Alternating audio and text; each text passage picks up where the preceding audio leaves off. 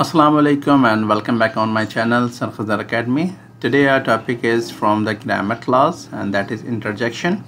इसे पिछली क्लासेस के अंदर हमने ग्रामर कवर किया, पार्ट्स ऑफ स्पीच किया और पार्ट्स ऑफ स्पीच के अंदर हमने noun, pronoun, adjective, verb, adverb, preposition और कंजक्शन को कवर किया। आज की क्लास में हम इंटरजेक्शन समझते हैं कि इंटरजेक्शन क्या होता है। चलो तो क्लास स्टार्ट करते हैं।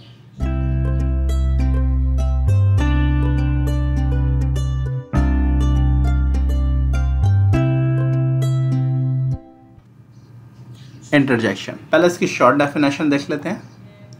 Emotions and feelings expression words, वो लफ्ज़ जो आपके जज्बात या फिर आपके एहसासात को जाहिर करते हैं उन्हें हम इंटरजेक्शन कहते हैं। डेफिनेशन समझ लेते हैं। It is used to express strong emotion और feelings such as surprise, joy, excitement और anger. Interjection are not grammatically connected to the other parts of sentence and they are usually set off by explanation points and comma. Interjection are typically short one or two word phrases that are used to convey sudden burst of emotion. They can be used alone or as a part of sentence to express the speaker's feeling or reaction to a situation. अब देखिए इस definition को अगर हम समझें तो पूरा concept clear हो जाएगा कि it is to express strong, ये किस लिए इस्तेमाल होते हैं? एक्सप्रेस स्ट्रॉन्ग इमोशन, आपके स्ट्रॉन्ग इमोशन जो है जज्बात को जाहिर करने के लिए, फीलिंग को, आपके एहसास को बताने के लिए यूज़ होता है।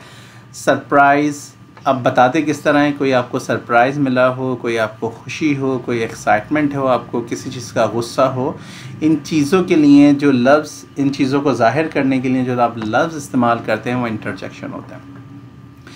अच्छा, interjection are not grammatically connected, अब ग्रामर के तौर पे कनेक्टेड नहीं होते, यानी ये वर्ड का हिस्सा नहीं होते, पार्ट्स ऑफ स्पीच के हिसाब से ये जुमलों में कनेक्ट नहीं हो रहे होते, उससे रिलेशन नहीं होता बल्कि अलग से होता है। किस तरह लिखा जाता है? इन्हें एक्सप्लेनेशन पॉइंट्स में लिखा जाता है या फिर कोमा देकर लिखा जाता है।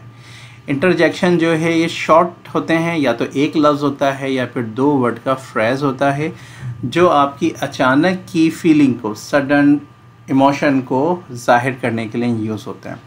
अच्छा, they can be use along, ये अकेले भी यूज़ हो सकते हैं और सेंटेंस के हिस्से में भी हो सकते हैं और स्पीकर की, बताने वाले की फीलिंग को करता है। अब एग्जाम्पल देखते हैं। For example, here are some example of interjection. किसी चीज़ की आपको खुशी मिलती है तो एकदम यकता आपके लफ्ज़ दिल से या फिर ज़बान से जो लफ्ज़ निकलते हैं वो इंटरजेक्शन करते हैं। अब चाहे गम में हो, खुशी में हो, किसी भी, जैसे फॉर एग्ज़ाम्पल वाह होता है, याइक होता है, ओह होता है, हाई होता है, आउच होता है, हुर्रे होता है, अहम होता है, अलास होता है, अब्स होता है। ये वो वर्ड हैं जो नॉर्मली निकलते हैं। फॉर एग्ज़ाम्पल, आपके चोट लगती है तो कॉमनली, मैं सारे डिस्कस नहीं कर रहा, कॉमनली मैं कर रहा हूँ, जब चोट लगती है तो एकदम आपके वर्ड निकलता है आउच।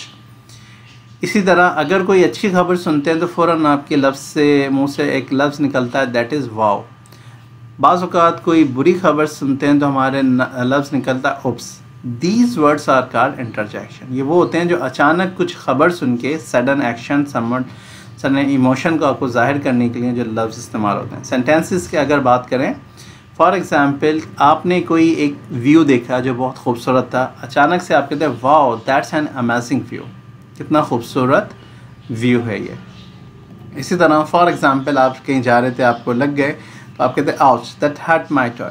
अब आपके अंगूठे पे कोई चीज़ लगी है तो आपके एकदम आवाज़ निकलती है और आप आगे जुमला बनाते हो। इसी तरह कोई और होता है, फॉर एग्ज़ाम्पल है, can I borrow your pen for a minute. अब ये हाई या है क्या जो वर्ड है, ये आपकी फीलिंग्स बता रहा है किसी को अटेंशन लेने के लिए।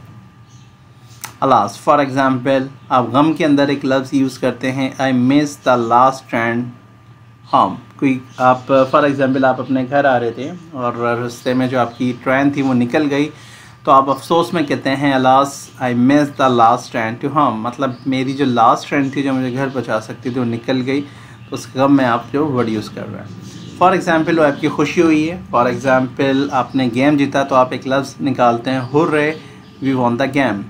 तो इस तरह के कोई भी अल्फाज, फॉर एग्ज़ाम्पल आप घर से निकले, जब नीचे आए या फिर आप फ्लैट में रहते हैं, तीसरी मंजिल से सीढ़ियाँ चढ़ते हैं, नीचे उतरे, आपने देखा कि आप बाइक की या फिर कार की चाबी घर ही भूल आए, रूम में ही भूल आए, तो आप कहते हैं oh no I forgot my keys. These words for example आप कहते हैं कि अगर आप कहीं स्लिप हो जाता है, I slip my coffee on my shirt, for example आपकी कॉफ़ी आपकी शर्ट पे गिर जाती है, तो आप कहते हैं oops I slip my coffee on my shirt. तो ये जो लफ्ज़ हैं, वाव है, आउच है, आलास है, हुर्रे है, ओ नो है, ऑप्स है, these words which are expressing your feelings are called interjection. This is a very short video because there is no so much thing in interjection। और अब इंशाल्लाह आगे की क्लासेस में हम पहले पार्ट्स ऑफ स्पीच कर लिए हमने, सारे ग्रामर कर लिए, और अब हम टेंसेस को कवर करते हैं और नेक्स्ट वीडियोस के अंदर हम सारे टेंसेस पढ़ेंगे। तब तक के लिए अपना ख्याल रखिएगा। अल्लाह हाफ़िज़।